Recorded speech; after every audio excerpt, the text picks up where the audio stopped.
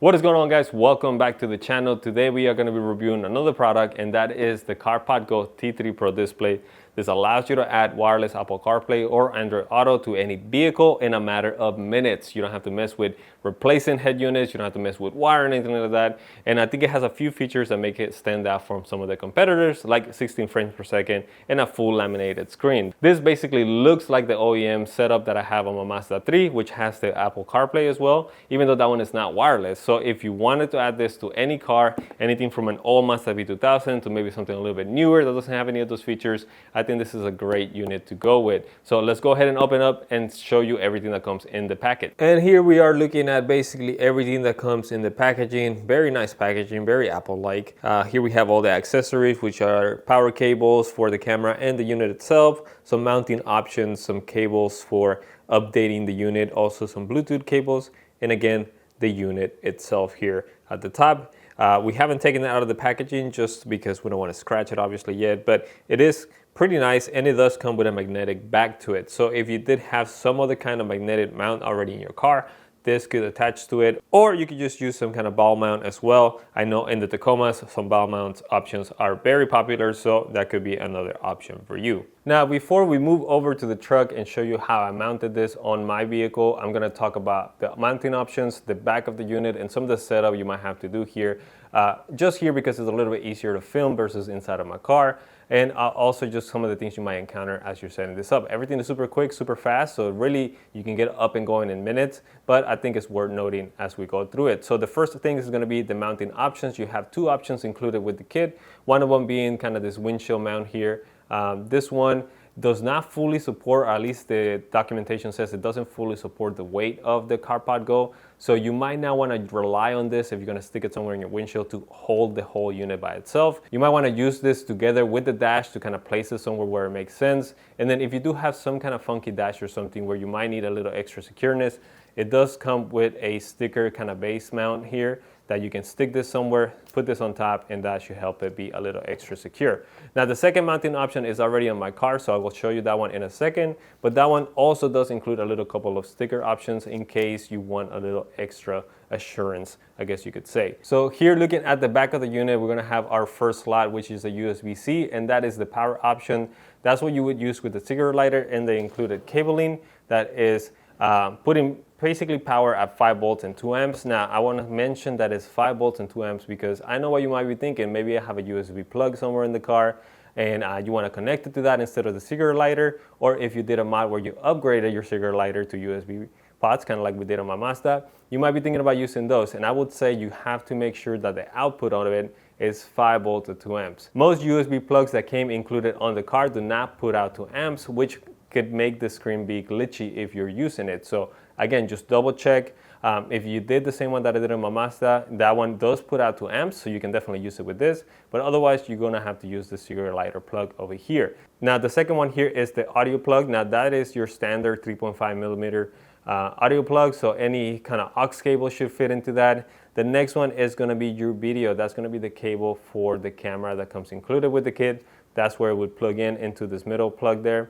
Now you have a mic next to it. Now that looks like a plug, but it's not. That is actually the mic built into the unit. So if you didn't have any sort of mic on your car, if it's a little too old, that's where you kind of would talk through if you are having a call connected on the Carpodgo. Now the last one here is the USB plug, and that is also kind of related to the USB plug that comes included. That's how you would update the unit if you had to update to a new firmware.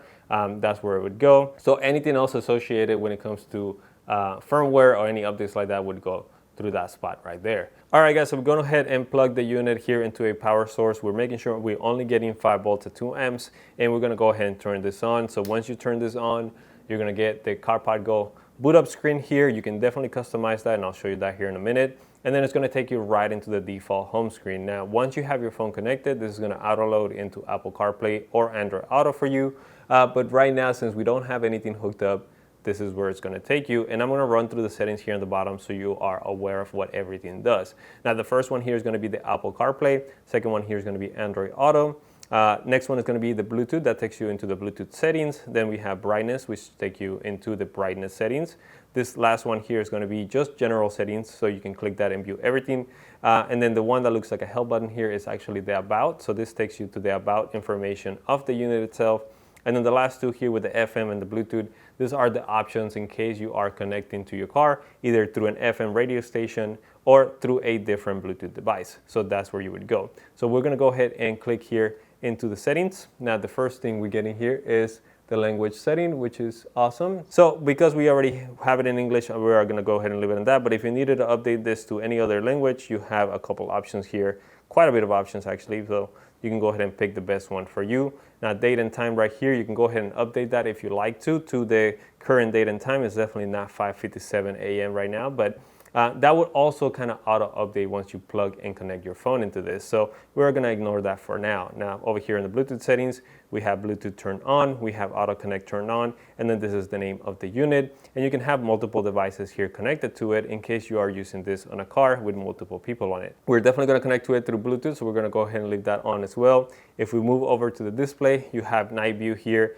Now these are the settings for basically what it is, kind of like day brightness and night brightness, and you can modify that here. Right now we have it currently set to between 6 p.m. and 7 a.m. It's going to go ahead into night mode, and then any time outside of that is going to be in day mode. You can definitely move that if you want to. I find myself wanting to do this kind of manually just because in Texas during the summer we have the sunset basically at like 9 p.m. and then during the winter it sets at 6 p.m. So I kind of rather do it manually, and I'll show you here how to do that in a bit. But we're going to go ahead and move on to the brightness. Now here on the brightness we have kind of the auto settings. I find myself turning kind of the night mode a little bit lower just because it is very bright. This is super bright at night. So I do find myself kind of putting it down to the 20% here.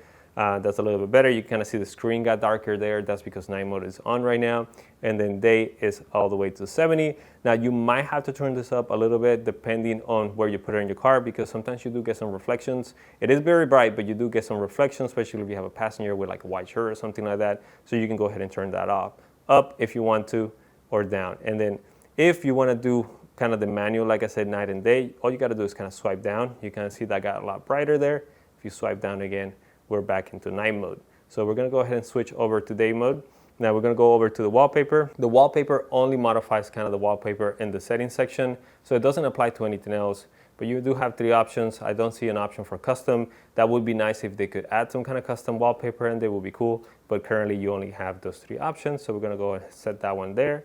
If we move over to the logo, here's where you can pick what logo you want on boot up. So if you are putting this in any other car, you wanted to match your car logo, you can go ahead and select this. So we're going to go ahead and put right now Toyota, as I'm going to put this on my Toyota Tacoma. I think that'll be kind of a better option for us.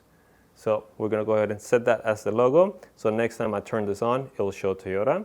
If we go down here to the CarPlay settings, you can also modify this to a right-hand drive if you are living in the UK or somewhere overseas.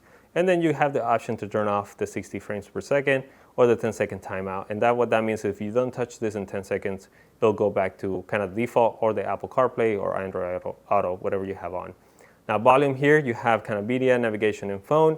I think this relates to the actual speaker inside of the screen. So if you wanted to have a particular item a little bit higher in volume, you can modify that here.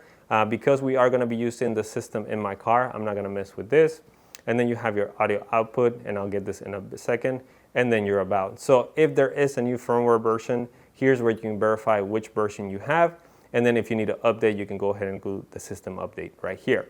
Now let's go back to the audio output, and we're going to talk through these options, just because you do have quite a bit of options, which I think is pretty nice. And the main kind of selling point of this one is having the dual Bluetooth display only mode.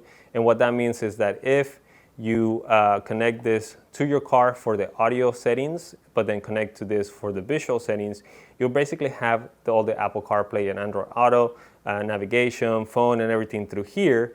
But then the audio settings of it, everything like noise, music, navigation, audio is going to come out through the car speakers, and that's the most popular mode when it comes to this screen. So I would definitely recommend that, and that's what I have right now on my Tacoma, and I'll show you guys here in a bit how to do that. But if you wanted to have just internal speakers, if you go over to the speaker mode, it is going to have to restart. So we're going to go ahead and click OK. And then you'll see how my logo is going to come on right now. There you go. We have the Toyota logo. So now, if you were to play some music, I obviously don't want to play any right now because it might give me copyright, but if you played some music, it's going to come out through the internal speakers of the unit. It's not the best, but it is definitely good to have in case something was wrong with your system, your speakers, your stereo. You can definitely listen to things through here. Now, if we go back over to the settings, we're going to go to the audio output. We have the aux port here. In the aux mode, basically all audio settings are going to come through that port that I showed you a little bit earlier. You can run a cable from there. If your factory stereo does have an aux input, you can go ahead and connect that through there, and then everything is going to be coming out through your stereo, just in case you didn't have Bluetooth. Now, if you don't have Bluetooth either and you don't have an aux port, you can go ahead and switch over to the FM radio. You can select your station here. And then once you apply those settings, the music should be playing through that station.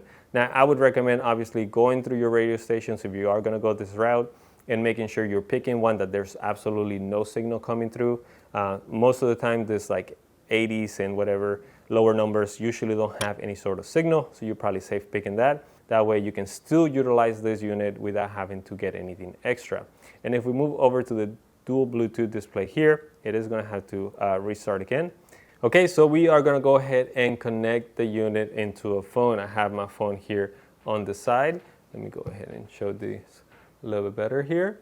So if you can see right here in the bottom, we have PND F7E0. We know that's the unit here. So if we go ahead and click that, it's going to ask us to pair. We're going to go ahead and hit the pair button, and then we're going to allow the contacts. That's fine for now. And then once it's connected, you're going to see the unit right here in the background start to think and then connect to something here. We go ahead and got the time updated there. We're going to go ahead and hit use CarPlay here on the phone. And then once that's applied, it's going to think about it. And then now we are in Apple CarPlay mode.